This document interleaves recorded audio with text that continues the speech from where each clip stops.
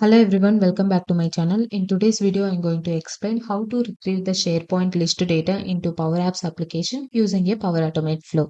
If you are new to my channel, please subscribe for more tutorials on Power Apps and SharePoint. Now, let's talk about this topic once. See, when it comes to retrieving SharePoint list data into Power Apps, most of us know that we can directly connect from Power Apps to SharePoint, right? Even though we can connect, there might be some scenarios where we need to use the Power Automate flow. For example, if you are dealing with the large data sets where the delegation warnings becomes a problem. This is one case, or if the organization doesn't want users to connect directly to a SharePoint for security reasons. So, in those scenarios, the Power Automate flow can act as a safe and efficient bridge to bring the data into the Power Apps. So, now we will see how to build a Power Automate flow that will retrieve SharePoint list data along with its attachment, and how that Power Automate flow is sending the data to the Power Apps, and how to the Power Apps is retrieving that data and converting into app readable format. So here is the SharePoint list employee expense claim. Now I'm going to explain the example using this SharePoint list only. I just took the sample SharePoint list which is having four items, and for these three list items having the attachments. Now let me show you the Power Automate flow. I already created the flow, but I will explain clearly how each step is working and retrieving the SharePoint list. So here I created this flow within one solution. So wherever the connections are required with the SharePoint, I am using the environment variables, not directly the connection with the SharePoint. Okay. Now this flow I have created to use the data in Power Apps application using Power Automate flow, right? I took instant cloud flow. So I took instant cloud flow with the Power Apps trigger, like when a Power Apps calls a flow. So in the Power Apps, I have a button control. Whenever I click this button, this flow will trigger, and it will run, it will send the data to the application. So now see, in this trigger I'm not passing any data to this trigger, because this trigger is not taking any input from the application, but it is retrieving the SharePoint list data. So after this trigger, I have added get items action. So in this get items action, we can see we need to provide site address and list name are the parameters. So as I said previously, I am not using directly the SharePoint list site address and the list name. So these links I didn't took. Since I told I am using a solution, I took the environment variables. If you don't know how to provide, if you click on this dynamic, you can see here it will be showing the parameters. So in this site only we have that particular SharePoint list, so I'm choosing this one, and then let me save this one. Okay. Here, if you want to filter only like top 10 items, or if you want to apply any filtrations like status equal to this, so in those cases, you can use this filter query order by top count, these parameters. Now I am fetching all the SharePoint list items, so I haven't provided any filtrations on this get items action. This get items action will retrieve all the data, but along with the attachment. But to make it simple, I created a variable to keep all the attachments in this variable instead of getting directly from this action. Create one variable. I used this initialize variable action, and for this name I have provided the name as var attachments, and the type I have chosen as a array. So by defaultly no value will be there. After getting the attachment, I am updating that one. So now let's open this apply to each. After this one, you just directly provide the get attachment. It will automatically create a loop for you, because in this get attachments, we need to get the attachments of the IDs for this get items action, right? So for each item attachments, if it is present, we need to fetch. So for that reason, in this get items action, site address and list name I have provided, and then coming to the ID, I provided ID from this get items action. So after retrieving the attachment, again we need to update this variable, right? And this variable data type is an array. So to update all the attachments into this array, I created another action named append to array variable. So in this append to array variable, I choose the name as a var attachment. So this variable name I choose, and the value I have provided as like a JSON format. Three things I took, like ID, name, and URA. So this ID is coming from the get items action, and then the name and URI I am taking from the get attachments action. Why I am taking this one is the attachments name and its URI will be present from this get attachments only, right? And you no need to worry about this code and these actions. In the description box below, I will provide a blog post link where you can get all the steps related to the Power Automate and Power Apps also. Using this append array, we are appending each whatever the attachment we are getting, each attachment we are storing in this where attachments array. So after this one, I have provided the select action. So what the select action will do is, in SharePoint list, we have this many columns, right? Along with this, there might be also the default columns will be there. For example, created by, say, ID is there, and if we go back to the show and hide, you can see these many columns are there. If we simply take this get items output and pass to the Power Apps, it will also send these columns data also. Instead of sending all this one and only send whatever the columns if we want to send, in those cases we can use this select action. Now in the select action, for the from parameter, I took the output as a get items action body. So from this action, I choose this body and value, and then the map one is there, right? So I need these columns or whatever I have checked, right? Title, employee name, display name, those column names only I have mentioned. And for those, using from this get items action, I choose all the columns detail and assigned it. Now this select action is containing the SharePoint list data, and this variable where attachments is storing all the attachments of the SharePoint list. Now we need to send these two data to the Power Apps application. So for that, I again took another action, which is a Power Apps one, respond to a Power Apps array flow. So here I took two outputs as a text one. So when you click on this add output, you can see text output is there, right? I choose this one. So after choosing for attachments, I have provided where attachment variable for this one, which is containing all the attachments present in the SharePoint list. And then for the list data, I choose the output, and this output is coming from the select action. So it is containing all the columns data. Now these two is containing attachments and SharePoint list data that we are passing to back to the Power Apps application. Now coming to the Power Apps application, we need to connect that Power Automate flow into this application. Then only we can call that one. So for that reason, in this more options, you can see Power Automate is there. I have already added this one, this get list data, but I will show you how we can add. So if we are creating the new flow, when you click on this add a flow, you have two options. One is create a new flow. It will open a new window where you can create from the blank or from the template also. Since we created in the Power Automate flow, we can directly choose here. Let me remove this one here, then remove from the add a flow, and here you can see under the instant get list data flow is there. I have chosen this one. Okay, now it is added successfully. Let's go back to that review. So in this button control, I'm calling that Power Automate flow. Okay, so here you can see I am calling the get list data dot run. So it will call the Power Automate flow, and that output I am storing in this where output. Now let me click on this button once. We can see the data. Now, if I click on this get list data button, and I will click on this where out. So if we open this one, you can see attachments and list data. These two only we are passing in from the Power Automate, right? So if I expand this value, you can see attachment is containing ID, name, and the URI. These three things only we have passed here, right? If you remember in the initialize variable, sorry, in append to array variable, we are passing ID, name, and URI.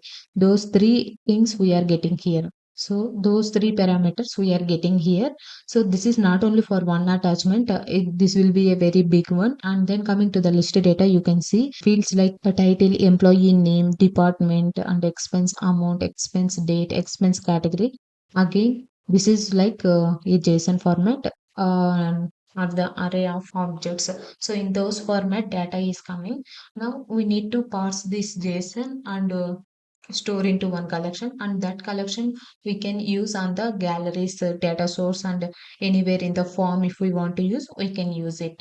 Now I already written the code for this one. Let me explain.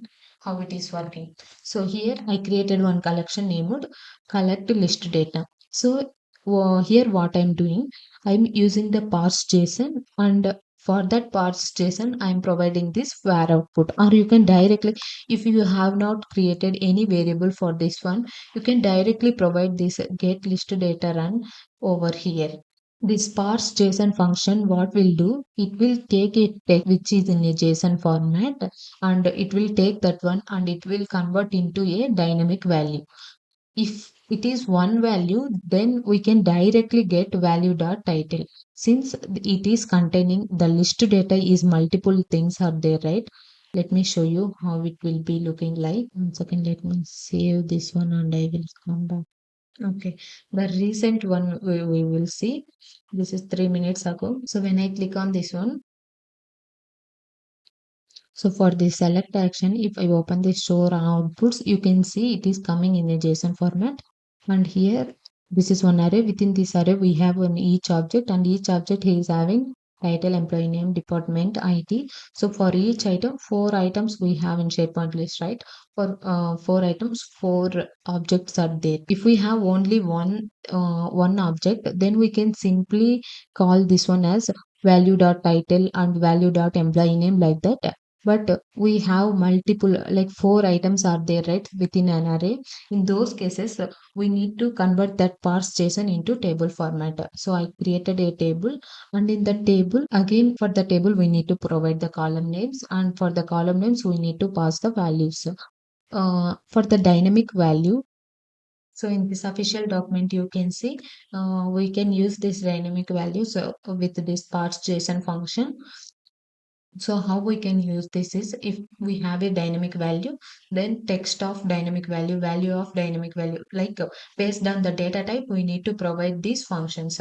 For example, the title will be a string, right? So we need to pass this text, and the ID will be a number, right? So we need to pass value of this one. So this way we need to pass the functions. Here also they have mentioned, if we are retrieving the boolean data type, then within this boolean function we need to provide the dynamic value. Same, okay, like that for the table and the text, we can use these functions. Now you can see there is a dynamic record, right? Then the dynamic record dot string field, like that they have provided. In the same way, here also we are doing the same. So this value will be coming as an output from this one. This table is providing, like this table will have a single column table. So here you can see value is there, right? So from that value dot title, here it won't show those data, but this value column, this is the value column. From that we are fetching the title, and the data type is, it is a dynamic value. So after getting that, we are converting into the text. Then that text will be stored in this title. Same for this employee name, department, and expense date, expense amount, category, and ID. So now this collection list data will containing all the data. For checking, let me open how that data is storing. Now you can see I department, employee name, expense amount. Here it is not showing directly, right? Let me provide the value function for this.